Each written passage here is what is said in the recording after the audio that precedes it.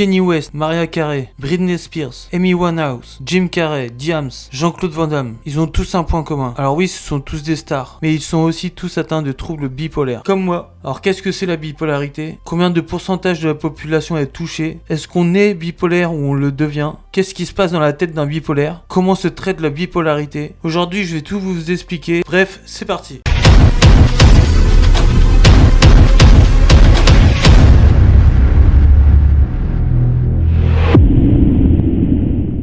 Alors qu'est-ce que c'est que la bipolarité?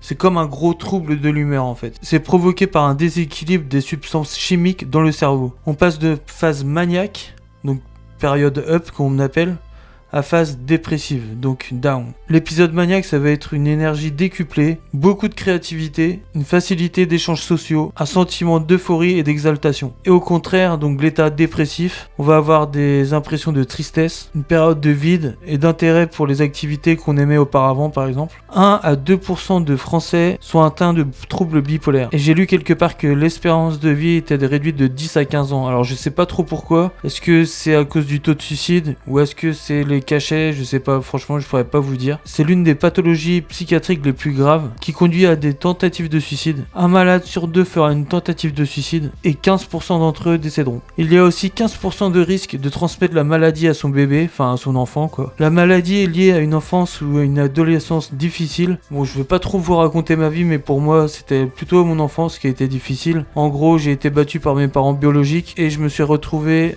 à l'âge de 1 mois et demi dans une famille d'accueil qui m'a adopté aujourd'hui bien sûr. Donc franchement ça c'est cool. Mes parents biologiques m'avaient cassé le fémur et des côtes. Et depuis je suis resté dans la même famille d'accueil, mais c'est ma famille, hein. Je les considère vraiment comme ma famille normale. On se parle tout le temps, enfin voilà, franchement c'est formidable. Il y aurait 50% des bipolaires qui auraient des addictions à la drogue, à l'alcool, aux médicaments ou même aux jeux d'argent par exemple. Pour ce qui est du traitement en général, on nous donne des régulateurs ou des stabilisateurs d'humeur avec de l'anxiolytique. Et surtout il faut jamais, mais vraiment jamais arrêter son traitement. C'est vraiment très important. Bon voilà, hein. Voilà les amis, j'espère que ça vous a plu et c'était aussi à cause de ça, enfin de cette maladie là, que j'étais aussi peu présent sur YouTube dernièrement, enfin même pas présent du tout. J'avais arrêté les vidéos parce que j'étais vraiment dans le mal. Là je vais reprendre, là tu vois le fait d'avoir fait cette vidéo là, ça m'a remotivé, un truc de fou.